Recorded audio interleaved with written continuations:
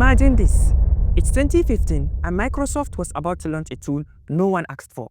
Developers laughed, and yet, just few years later, it became the most popular code editor in the world. How did this happen? How did a company once infamous create this sleek, lightweight editor that everyone swears by today? This is the untold story of Visual Studio Code. The problem no one was solving. Before VS Code, coding felt like juggling chainsaws. Heavy IDs slowed down your machine, and editors that couldn't handle real-world projects. Developers needed something better, but no one seemed to deliver. In 2015, Microsoft decided to gamble on a bold idea. A lightweight and a cross-platform editor that could be customized for any workflow. But could they really pull it off?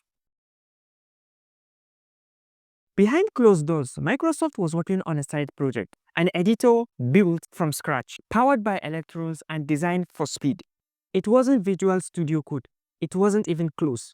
This was something entirely new.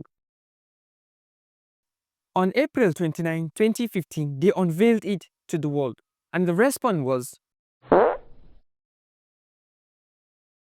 But then Microsoft played their own card, the extension marketplace.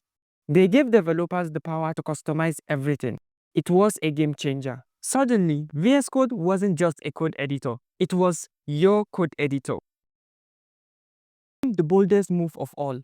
Microsoft made VS Code open source. It gave developers the power to peek under the hood, fix bugs, and add features themselves. It was no longer just a Microsoft project. It was a global movement. By 2021, VS Code was the most popular code editor in the world.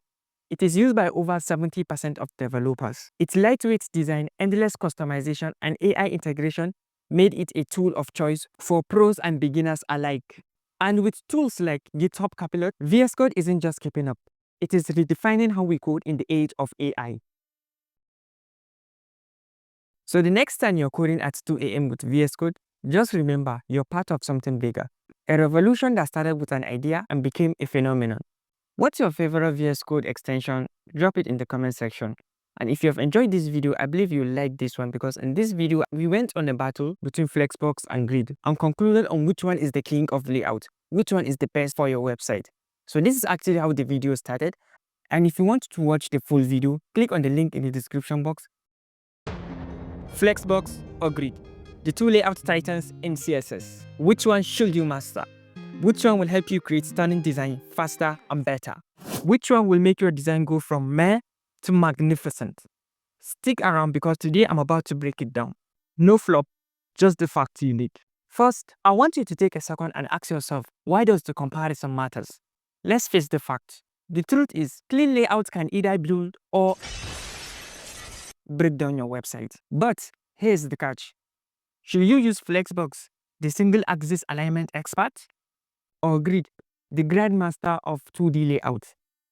Today, I'll show you where each of them shines and where they struggle, and how you can use them to build layout like a pro.